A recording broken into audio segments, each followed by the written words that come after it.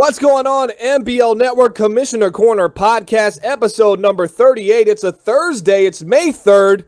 Feeling pretty good right now. We got a big show on store for you. As you see on the sidebar right there, we got Melvin Gordon, Mitch Trubisky, the Denver Broncos, Crossfire. We got all kinds of things. I thought Ravens was the first topic, though. Yes, the Baltimore Ravens. Something's brewing in Baltimore. The Baltimore Ravens is supposed to be the first topic, but it looks like that's not what we have showing on the screen, so we're going to fix that really quickly as our producer behind the scenes pulling the strings as I botched that intro is actually Unisolated. He's going to be our executive producer for the NBL Network moving forward, along with our assistant to the network director. So a man of many hats doing a bunch of things. Tony Bradbury in the chat, MBM in the chat, the newest member of the NBL. Congratulations to him. Nemo's in the chat. We have a lot of positive things going on in the NBL right now. Price is in the chat. Serp's in the chat. What's going on, guys? But first and foremost, I want to say we got some big news to take care of right now in Unisolated. We're going to get this out the way right now. Lip, you're getting married this weekend. How excited are you? Are you watching the stream right now? We should have a graphic that comes on the screen that says something about you getting married. I haven't actually even seen it yet. We put it on there. So we want to say congratulations to you and Nikki. Just give us a little rundown. I mean, you've known Nikki since high school. You've been in the NBL for like 3 years now, 4 years, pretty much since inception. And pretty much you have been the reason why this thing goes, man. I mean, if I was going to pinpoint one person and say this is why it goes, I'm sorry, Sonny. I'm going to have to say it's Lip. A Ripper is why, man. He's been a solid rock for me, a guy I can depend on, lean on. He's getting married now. And just tell us a little bit about what's happening this weekend. Yeah, well, first off, thank you, guys. This is, I really did not see that. That's awesome. 2 days from now, we're getting married. And 2008, in May, we started dating. And like you said, I've been around NBL for a long time. Basically started whenever I was in college and just started playing Madden. Found the NBL, found a place here, and we really became a community and a family, and a lot of guys have gotten married. Myself and some other guys graduating college, doing big things in this community, and we've really, grown closer and helped each other out through tough times, good times, all sorts of times. Done something cool together, very special here, and I just really want to thank all you guys.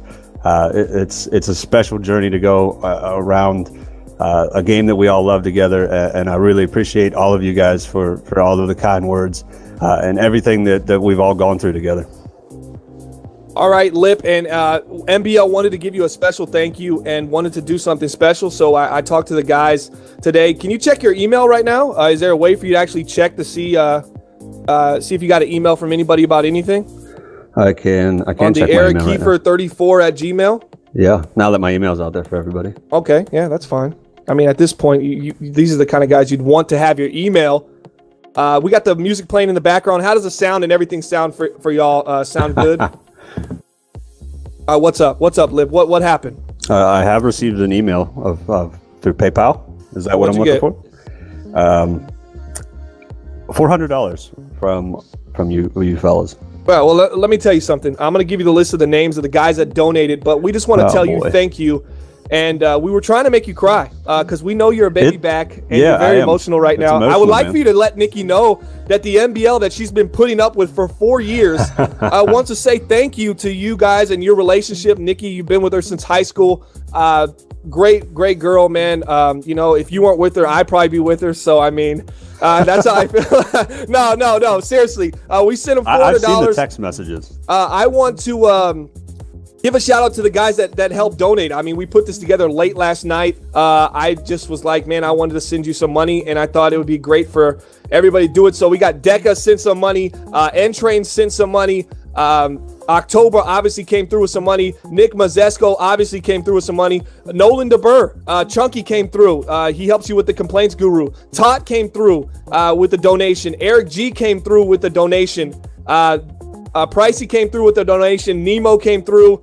Bananas came through with the donation. And a couple other guys. If I missed you, I apologize. But a lot of guys came through and donated this money. So we sent you $400 to help with your wedding. Hopefully we're the biggest donor outside of your family. We absolutely love you here, man. And if you want to say thanks to everybody, I mean, here's your platform to go ahead and do it. And congratulations to y'all getting married this weekend. We hope this helps out and maybe pays for something. I mean, that's going to be a lot of Busch Light if it all goes to you. So hopefully it gets dispersed into, into Nikki. Somehow she gets the back end of this at some point, but we hope it helps. And, congratulations. And here's your opportunity to say thanks to everybody. Yeah, absolutely. I'll be going back through in that list. I'll make sure that I get a thank you out to everybody that contributed to this. This is special, and it really shows that we all care about each other more than just what we do here in NBL. A big thank you to all of you guys who did this. This was totally surprising. The graphic, the donation, the gift, all of it. Definitely a lot of Busch. Very excited to see, what the future holds. I'm very, thankful to have my role in NBL and the relationships that I have with all of the guys in this league and Grid. It's very special, and I appreciate it so much. And like I said, I'll get a thank you out to everybody that helped with this, because it's very special that we have this and we built this together. So thank you guys so much. Very cool stuff. And before we get right back into the show, I wanted to say also, Playa is going to be sending a donation to you on Friday, tomorrow. You wanted me to tell you that as well, so you have a little bit more money coming. I don't know what it'll be, but Playa, man, always appreciate your donations. And once again, guys, in the chat right now, make sure we're tagging everybody in NBL and Grid and getting them in here as a Commissioner Corner podcast is just about to start. But some good times. I mean, you're getting married. You've been with this girl for a long time. We've had a lot of guys go through marriages, and we're at a point now where we can help, and give back to people in our community that give back to us so much. And you've done so much selfless service, dealing with complaints when you first came in. Taking that off my shoulder, I think, really allowed me to breathe, I know, as a commissioner a little bit, to get us to where we are. And I'll be forever indebted into that, because this community has grown into something more than just a Madden league. As most of you know, that's really secondary, or even at a third level at this point. We really are a brotherhood. We really are a community. And one of our brothers is getting married this weekend, and we wanted to help him out. So yes, thank you, Lip, for everything you've done, and I hope you enjoy your wedding and you don't cry while you're there. And I hope you enjoy your little getaway in the woods. I know y'all are going to a cabin or something like that. Don't want to get too much into detail, but good luck to you, and you start your new job. So a lot of positive things going in the NBL. Yeah. Just wanted to be a part of that. So when you look back at this, you'll remember your brotherhood, how they came through for you in this situation as well. And we're a part of that goodness, and maybe we'll see baby Lips and baby Nickies come out of this, man. You never know. All right, guys, let's move on to the Commissioner Corner podcast. But first, I want to talk about the 5-season sim. I know you guys got some questions about that, what that actually means. I'll be taking them in the chat right now. Just a couple little bits of clarification on it, how it's going to exist after NBL season 32. We're going to do the NBL 5-year simulation. This is an opportunity for us to see how it would play out if we just simmed it. It's not counting towards NBL season 33, 34. It's not counting, but we will have NBL 5-year simulation champion. We'll have JY work on a graphic for us for that, and we'll be on the 365 page, and each Madden cycle, we will have a 5-year simulation champ. Now, you're wondering, who's going to determine the champ? Well, the people that are going to be on the broadcast, it's going to be me. It's going to be Lip, Sonny, and OSU, and we're going to vote at the end. And the tiebreaker, if we're all the same or whatever, is going to be the audience. So you guys will have an input as well if it gets there. But if someone runs the table, let's say playing those Bucks, Lip, go 3 seasons in a row and just three-peat, probably going to run away with it. But if it's close and there's some debate, the audience definitely will come into play with this. But this is the 5-year simulation. Tell us, maybe I missed some points, and you can kind of fill everybody in on some things that people are asking and saying, what does this really mean? How does this work? It'll be a live stream, etc., etc. So the cool thing about this is, one of the things that I do is we do the NBL Players Hall of Fame, and that's the guys that were scouted and drafted, their Madden created. We go through, we put the best in the Hall of Fame. But whenever I do that, I go through and I even go back to previous Maddens, all the way back to Madden 25. And every Madden between then and now, I look at where we were at, what players were important. It's a lot of history, a lot of cool stuff. And I think that this 5-year simulation really gets to document that in a way that everybody gets to see it. It's going to be a live show where everybody gets to be involved, and we get to see where we're at, and that'll be archived on our YouTube, so we can go back and look at that in NBL season 70. We can go back and check out the players that are important to our league right now. And then whenever you get into the simulation, I think that the cool aspect of this is that guys around the league, there's a couple guys, they draft phenomenally well. Like, they find talent in every single round. They don't let a draft pick go to waste. And I think it'll be really cool to see how those teams do in a 5-year simulation. Where will they be 5 years down the road? We only get to play 7 or 8 seasons in a cycle, but then to see it go 5 years beyond that really quick, it's going to be awesome to see. Breakdown, talk about teams. It's a really exciting thing because we get to see that team building element, just another layer in the team building element of NBL, go on for another 5 years. Yeah, absolutely. I'm excited about this as well. To see teams that are kind of building, it kind of, essentially puts us in a situation where people are building teams, and then at the end they're kind of left on a cliff. So if your team is still good, like Playa just re-signed a lot of players on the Bucks. We want to see how this is going to play out. These are former top first-round picks. These are really solid second and third-round picks, as he's been the draft guru of this cycle. Let's see how that plays out. Deca has a lot of talent. The San Francisco 49ers have a lot of talent on that team. Will they develop? And there are teams that also are looking around and going, hey, man, I got a squad, too, that's right on the verge of becoming something in this league. I want to see, more importantly, Daniel Shirley's getting that franchise tag every season. Is he going to leave Jacksonville at one point in this 5-year simulation and go try to find his luck somewhere else? And maybe he ends up on the Detroit Lions, because I'm in need of a quarterback. Oh, yeah. And I'm just kind of going to plug and play the rest of this cycle away. I don't see myself drafting a quarterback, but heck, maybe I will, since we now have this 5-year simulation. But definitely something to think about. I hope you guys enjoy it, but let's get down to the show. The first topic we're going to discuss today is the Baltimore Ravens. I have an apology that I'm going to issue maybe in the Crossfire segment, but Tyrod Taylor, no, I'm not talking about you right now. I'm just going to talk about this Baltimore Ravens team. 6-1 right now. They're coming off a victory just minutes ago against the Carolina Panthers. 27-17 is what they won. They're 6-1. Is this a real deal team? I feel like we're always asking this conversation, but I like Oscar Atkins. He's one of my favorite wide receivers in the league. He's 6'1", 208 from Nebraska. He was a top 11 pick, 25 years old, superstar development. Yeah, he's only 88 speed, 86 excel, 94 agility. But this guy just gets open. It just seems like he's always open and can make those big plays, high spec catch, high release. Can pretty much do it all. One of my favorite receivers in the league.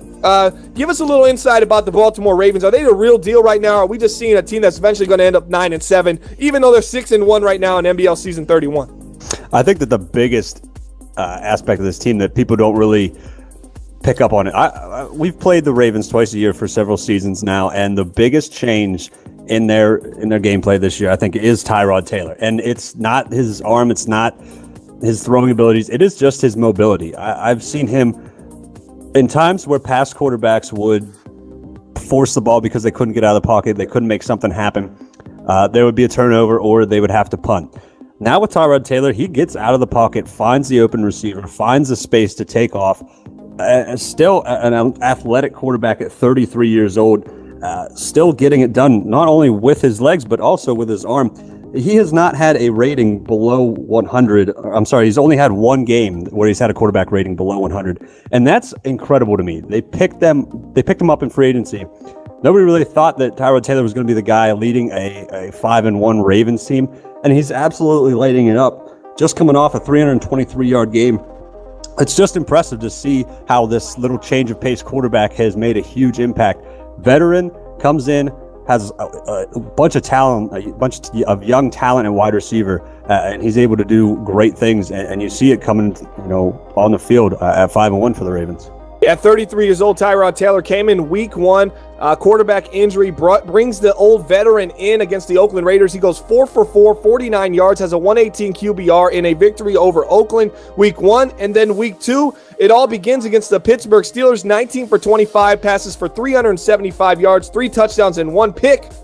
And then he goes on a tear against what I like to call less than mediocre talent, and that's why I'm not completely sold on Tyrod Taylor. But as a backup quarterback, the dominance you see even against the bottom half of the league is still an impressive feat and something we should be talking about. Now, the question was, contender or pretender? Deca in the chat, I see you, brother. He is saying, after his performance versus the Atlanta Falcons, aka the Dirty Birds, I got to give Ravens contender status. But John, I'm going to let you know right now, you give that contender status out just a little too freely. The AFC North has been dominated by the Steelers and the Browns, and the Ravens are still third on the pecking order for me. I can't say you're a contender for a Super Bowl if I still rank you third in that division. Now, prove me wrong, Baltimore. Prove me wrong. I know the Baltimore fans are going to be upset at that. But, Lip, I'm going to go with pretender right now only because I still think the Cleveland Browns are a better ball club. Yeah, I think that the Browns just have more, I guess, talent that we know about. I don't think a lot of people know a whole lot about the Ravens because, like you said, they've kind of been third in that division for up until this point. But I think that they have the ability to sneak into the playoffs and wild card and then go on a run. The only thing that I have questions about is, like you said, their schedule's kind of questionable, but coming up they have the Browns. That's going to be a big test. Then they have the Patriots. A couple weeks down the road they have the Saints, and then I think they have an easy schedule outside of those games until week 16 and 17. They have to play the Browns again, the Steelers again, but they played incredibly well. You mentioned Tyrod over 300 yards against the Steelers, 3 touchdowns. So I think that that's still a winnable game. And even though that's the team that is taking the AFC North, I still think that there's incredible competition there every time they play. And if they can get that win against the Browns, if they can split with the Browns and then go on a run against those other teams, I definitely think they have a shot because I think they play so well with Tyrod Taylor's mobility. All right, quick little comment from NBL Bleacher Report there in the chat. Thanks for joining us right now. We got 30 people watching. Big shout out for y'all coming out and watching this show. Tyrod Taylor has 10 touchdowns versus 3 interceptions on the year, 6 in the league in passing. Is he a dark horse MVP candidate? What do you guys think? I think Tyrod Taylor is the feel-good story of the moment right now in NBL Season 31. Who doesn't like a feel-good story? Who doesn't like to see a 78 overall quarterback, 33 years old, at the end of his career, show out and put on for a city like Baltimore who just breathes and loves football, and a franchise that just hasn't been able to get over that hump? I think they are the top of the mid to bottom tier teams, the teams that are on the verge of making the playoffs but just seem to miss it. I think they're the best team out of those groups. I just don't see them turning the corner. But with Tyrod Taylor, I might be wrong. I might be wrong altogether. He might be the guy to do it, and it might be the year for the Ravens. But for me, yeah, I think he's the feel-good story, and you got to throw them in the MVP race because what he's doing a lot with a lot less. But I'm not sold on Tyrod Taylor being that guy in 4 weeks, and that's just, call me traditional. I just don't see this lasting or standing much more. Let's move on. We got more topics to talk about. Melvin Gordon, struggling early on this season, breaks out and has a big game. Week 6, excuse me. He has a pretty big game. Comes out, what does he run for? A buck, what was it? 167. 167 on 16 carries and a touchdown. My biggest concern for Melvin Gordon right now, Lip, this is my issue. I understand he ran for 167 on the Chargers, on the Raiders, excuse me. It's been a team that they've pretty much dominated this entire cycle. He's 29 years old. He's got a lot of miles. This guy ran for 2,000 yards. What is his career stats his last 3 years? I'm pulling that up right now. Okay, so he got 2,100 yards, 1,500 yards. Those are the last 2 years. And that's over how many attempts? Over 500 attempts. Okay, he's averaged 8.2, 6.0. He's at 5.9. I'm noticing a decline in yards per carry. I know it's a small sample size this year, but one thing I'm really concerned about is he's still getting a lot of these carries. 12 carries, 17 carries, 11 carries, 19 carries, 16 carries. Those are all the games he's participated in, the 5 games, as he's missed 1 game already due to injury. His broken tackles, Lip, got 3 on the year. All those carries and only 3 broken tackles. Are you concerned Melvin Gordon is regressing, 29 years old? Are we watching right now a regressing player right before our eyes? Not the same Melvin Gordon he was 2 seasons ago, NBL season 29.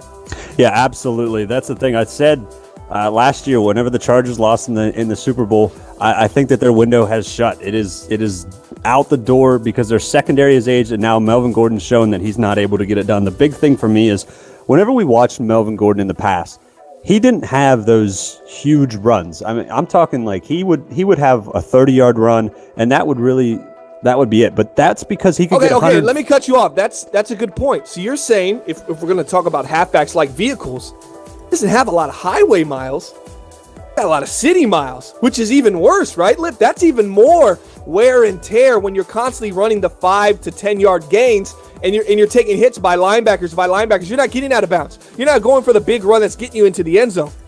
A lot of hits. It's going to start adding up. Am I right about that? Yeah, and that's the thing. You would see him have 15 to 20 carries, but his long would be like 20 yards. He would have a bunch of those, 10-yard runs, but I mean, he would still total 150 yards multiple games all year long to get him to that 1,500, 2,000 yard mark. But I'm not seeing that now, and I see that right now. I see those same things.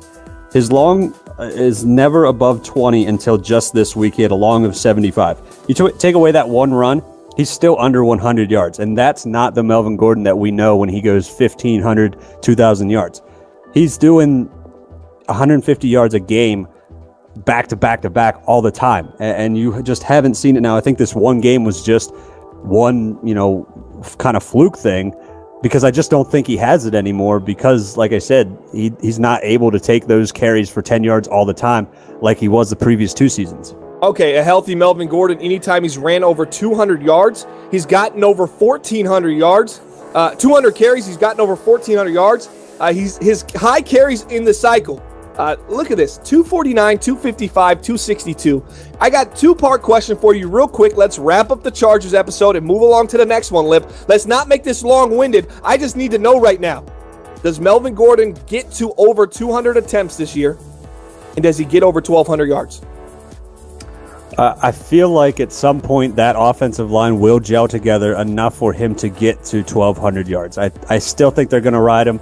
Give him that 200 carries, but you're definitely going to see a fall off in total production. It's going to be a struggle to get to 1,200 yards based on my theory that he just doesn't have the ability to go, take all those hits like he once was. He can take the hits, but he's going to get stopped sooner than he was previous season. So I think it's going to be a struggle to get to 1,200 yards. And you see the touchdowns, only 2 this year. He had, I think, 26 a couple seasons ago. Yeah. That's unbelievable. 26 on the year, he went for 2K. I mean, he was phenomenal. And he's got 2 MVP. now, and we're in week 7. We're about to start week 7. Yeah. And he just doesn't have it. You hear a lot of Charger fans in LA saying Melvin Gordon is fine. Stop making this some kind of fake news media trying to push this idea that Melvin Gordon is regressing. And my response to them is going to be simply this: you're too close to the fire to realize that this is really a bad situation. All signs are pointing to Father Time getting this W earlier than we expected from Melvin Gordon. I think he's going to finish in the top 5 of the cycle when we do our players, top 25 players of this Madden cycle, but I'm going to question how he finishes this race. At one point, we thought he's going to be finishing chest out, running through the tape, as Kenny Smith would say, or Chris Webber would say.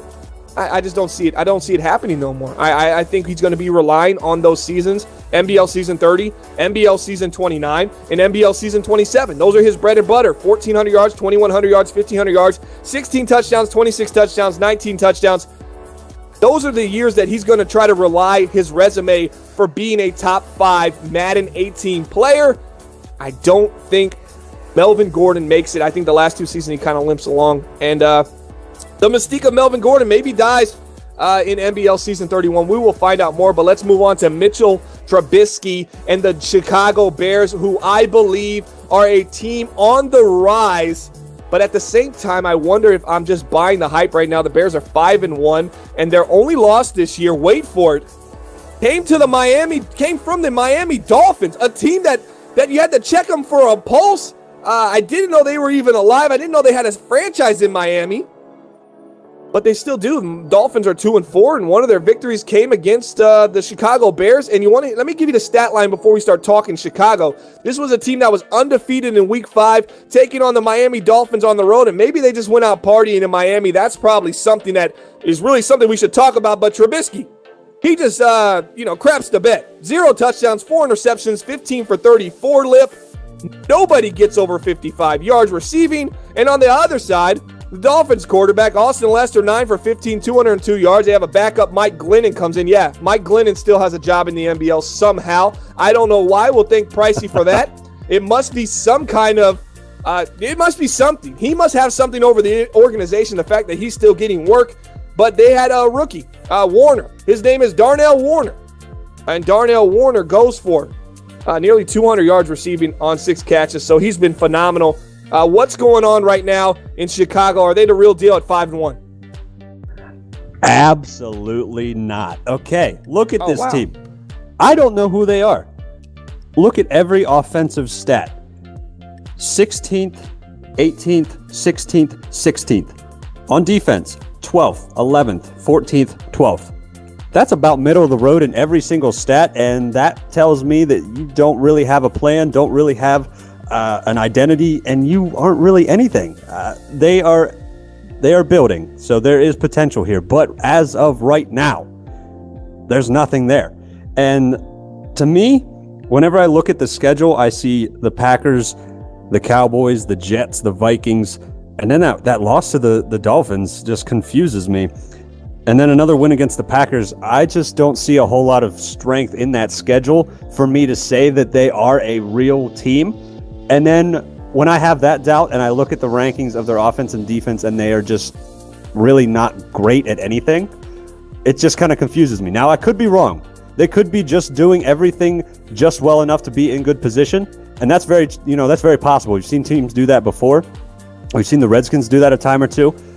But I'm telling you, that falls off and it fades very quickly, and I think that's the situation with the Bears. Yeah, so Chicago is what we call them in the NFC North, kind of the little name that the Minnesota Vikings, Detroit Lions, and the Green Bay Packers always look at the Chicago Bears, and we say they're the king of the collapse. And I think that could happen here. 5-1 right now, NBL season 31. We'll continue to monitor it. But Mitchell Trubisky, you take away that game, he hasn't played too bad. He's got a QBR of 75.3. You're probably saying, well, that's horrible. Well, I mean, the last two games have been bad. He had a 15 QBR versus the Dolphins and then followed it up in Green Bay. They got the win, but he had a 60 QBR. But this was a guy that was playing pretty well for himself. He was the first three of the first four games. He had a 156, 104, and a 106 QBR. And since then, he's been trending down to 15 QBR, 60 QBRs. That's why they're known as the king of the collapse. 85 overall, Mitchell Trubisky never has developed into the player we thought he could have been. Early first-round pick in the NFL. Came into the cycle. We thought he was going to be something special, and he's really not. All right, let's move on to the Broncos. I got some hope. What do we got? I got some hope for these Bears. I'm looking at this schedule now. I see the Lions twice, the Giants, possibly the Redskins, but I think everything else, even that Redskins game, is a very winnable game. So you take the Lions, the Giants. They lost to the Dolphins. I know, but I'm just saying, it doesn't get any less of a team on your schedule. If you can lose to the Dolphins, there's not anything unless you say automatic force win for whatever reason. There's no way you can look at that schedule and say, well, they should beat this team. How can you think of a team that got destroyed by the Dolphins should beat anybody? I think that it's possible. There's some games on there I think they can win, but like I said, they can't lose to these teams that they shouldn't lose to. They should, in my mind, they should beat the Eagles, the Bills. They should beat the Redskins. The Patriots will be a tough game, but I think they can still win that game. But it's tough. I'm not exactly sure. We're just gonna have to watch. But as I look at the schedule, it's possible. It's not completely out of my mind, but I'll still say no. All right, Chicago fans, Lip is giving you a lot of hope right now. He's giving you a lot of rope right now. You know what to do with it. The King of the Collapse will be back, and I imagine we'll go, did this guy really just have a 9-7 record and he lost to the Eagles and the Dolphins? I could see us talking about that. I think the Bears got a chance to make it in the playoffs just by the fact that their schedule is weak, but the loss to the Dolphins completely threw me for a loop, and I'm saying, maybe they don't. All right, moving on. Let's talk about the Denver Broncos. Denver looks to be back. A lot of movement in free agency this year. A lot of maturation of these young players in Denver. Ownership is excited about this team. They're 4-1, and wait for it, Lip. Wait for it. They're atop the AFC West, and we're in Week 7. How is this even possible? Explain it to me, Lip. Convince me. Let's go back in time before the season started, and I want you to try to convince me how the Denver Broncos were going to be ahead in the AFC West by Week 7, and the Oakland Raiders and Los Angeles Chargers were somewhere towards the bottom up until the Chargers just beat the Raiders. But explain that to me, how this division is pretty much flipped inside out right now. So there's two things. There's one thing on each side of the ball that the Broncos are actually doing very well. First off, they have committed to having a good defense. Now they're 11th in points, 9th in total yards, 8th against the pass. That's pretty good. 14th against the rush, that's middle of the road. But when you're facing Melvin Gordon, that's good, good standing to be, good place to be. And Melvin Gordon's on the decline. That could be a false stat, who knows? But right now it's good because we still think Melvin Gordon has potential. So their defense is what's holding them together. Now on offense, they're 20th in passing yards. But the thing that I like that they've done on offense is they've really committed to Julius Stewart. He's 27 years old. He came out of Clemson. A lot of people thought that this guy had a lot of potential, but then in that first year, he had 6 touchdowns, 23 interceptions. But I think that he's having a great comeback year from last year. Last year was a little bit down from the previous year, but right now his quarterback rating is 98, and that's really close to 100, which is where I like to see quarterbacks. So the committing to the defense and Julius Stewart has given the offense some consistency that I think they need. And I'm not sure how they'll compete against the Raiders and the Chargers, but I still see good things happening with this team because I like the consistency and the commitment to both of these aspects. Okay, so you're saying that 98 is close to 100. So when you take your temperature right now, do you feel like you're sick? I mean, you got a normal temperature, but it's close to 100. 100 is not ideal. What are we trying to say here, Lynn? Are we trying to make something positive out of a 98 QBR? Are we really going to spin that into being some kind of powerhouse quarterback that is leading this team to wins at a 98 QBR? Not buying it with the Clemson quarterback, Julius Stewart. I like the name. 6'3", 233. I like the frame. I just don't like the game. See, this guy lacks a lot right now. He lacks the skill. He lacks the ability, and I'm not totally convinced. You know why? The last 3 games he's played the Niners, the Rams, and the Colts. These are not powerhouse defenses, and he's 81 QBR, 75 QBR, 87 QBR. Those are more like ages for my grandpa as opposed to QBRs I want for my starting quarterback.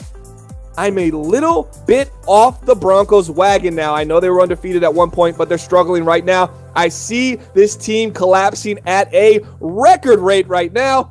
I would say the Broncos don't even make the playoffs, and I still want to follow this, though, because I want to talk about how we were talking about the Broncos at one point mid-season and how it was laughable at the end of the season. That's my take on the Denver Broncos. Let's move on. Who's next to talk about? What do we have on Crossfire segment here? You ask the questions, and we will give the answers, or at least our opinions. Maybe not always the answers. It's just our opinions. I should probably preface it with that. Looks like the first one we got, new ownership in Seattle. I'm not answering that one. Can the Chiefs take the AFC West from the Chargers and a struggling Chargers team? Okay, from the Chargers and a struggling Raiders team? Is that what we're talking about? Okay, I would say so. Lip, Kansas City Chiefs. Big fan of the Chiefs. Wild card Chiefs is what I call them. I don't call them Kansas City Chiefs. I call them wild card Chiefs. I don't think they have the pedigree. Even though I like Chiefs QB, just seems like every time when he collapses, he falls apart really quick, early and often. I like them as wild card. They're my wild card kind of X factor, but no, I don't see them as a division champ. Lip, any rebuttal to that? What's your thoughts? You agree, disagree? I love this team till about week 13, week 14, because they always look like they're going to make a run, get into the playoffs, win a couple games. But if you would just happen to go onto our YouTube, head over to Game of the Year, check out the Browns versus the Chiefs. That kind of mismanagement makes me believe they can't handle the high-pressure moments, and those mistakes cost them every year. They're in position about 3/4 of the way through the season, and they just have a wild meltdown that you watch and you can't believe, because you think that they have a good defense, you think that they have a good quarterback, and then they just have a meltdown the last 5 weeks of the season. It's pretty unbelievable to watch, but it happens all the time. You'll probably be able to see it again this year because it just keeps happening, and I have lost faith in the Chiefs. Okay, yeah, I can understand where you're coming from, but I want to say this about the Kansas City Chiefs. I call them the wild card Chiefs because I think they can get into the wild card game, and I think they can beat anybody. That's the crazy thing about these Chiefs. I think for one game on any given Sunday, they can beat any team in the league. That's what makes them a dangerous wild card. You don't want those wild card teams that limp in, that have no chance at winning a game. The ones where you go, this team, why are they in there? This is going to be a boring game to watch. I think the Chiefs are the exact opposite. I don't think they can go on a run to win a championship because, as you said, they don't have that consistent pedigree, and they're not going to put themselves in those kind of positions where they can go, hey, Lady Luck, take us to the next level. But I do think they can game plan against any team and come out with a victory on any given Sunday. It makes them dangerous. If they do get into the playoffs, they will be a tough out for any division winner. What other questions do we have right now? I'm looking on the screen right now. It looks like we have mid-season rookie of the year. Lip, you want to answer that one? Well, yeah, I don't know any really rookie off the top of my head. I'm not sure of rookies. Oh, yeah, absolutely. Joe Watson from the Cleveland Browns. Oh, there you go. Yeah, that's the Browns made a huge move. I don't know how that slipped my mind. The Browns made a huge move in the draft to jump ahead a couple of teams that needed a quarterback. They took Joe Watson, and he's just dominating as far as rookies. He's got 1,700 yards. The next closest guy is another rookie, Brock Burks from the Bengals, just over 900 yards. So the Browns are probably going to make the playoffs unless they have an injury or something that completely wipes them out of playoff. I think they're going to be there, and Joe Watson's leading them there. And he's going to be a player to watch in that 5-year sim because he's going to be dominant, and that's definitely my rookie of the year. Yeah, and I was going to say the Titans halfback Bryant Vance, but he's not even a rookie. So he was rookie of the year last year. I think the Steelers have a wide receiver that's I think your number one target right now. I think he's playing pretty well.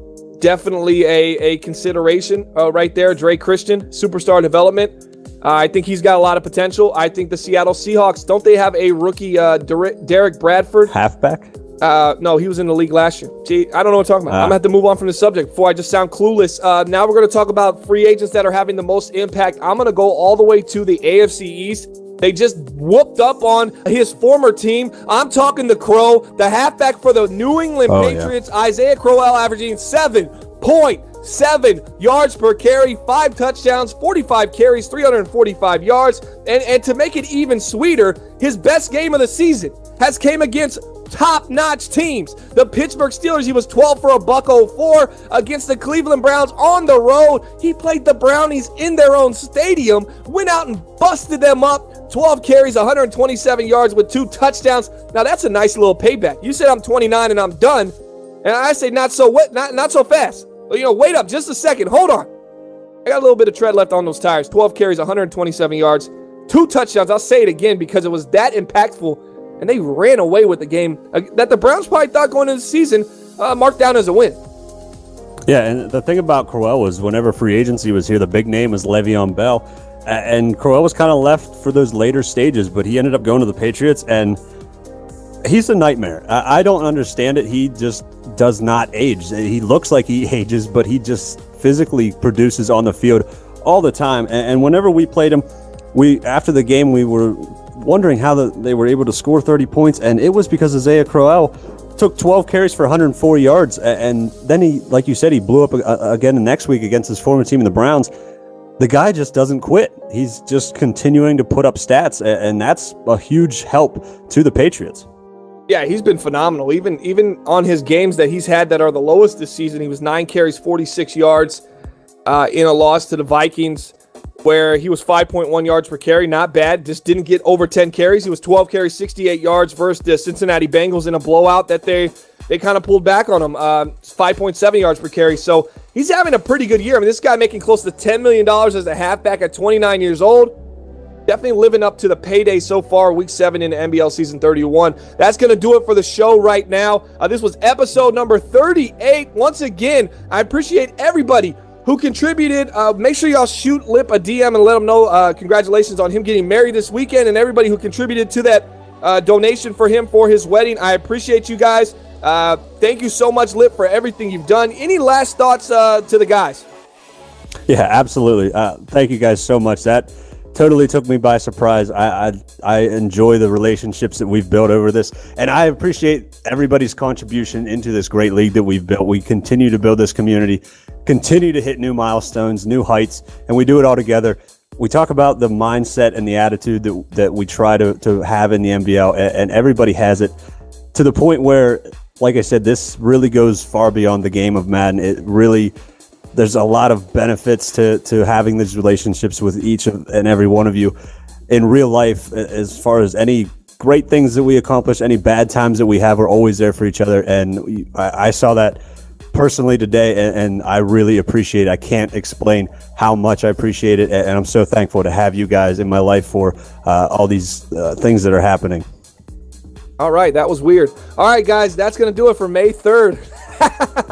And our final show, episode number 38, Lip Ripper and myself, Bomber. Weird. Behind the scenes, pulling the strings for the first time. Let him know how you thought he did in the chat. That's unisolated. I think he was pretty much flawless. I'm going to have to give his last name Wallace, maybe, something like that, moving forward. But appreciate you guys coming out. We'll see you next time on the NBL Network. Not next week, but the following week, because we're every other week here at Commissioner Corner Podcast. See you next time.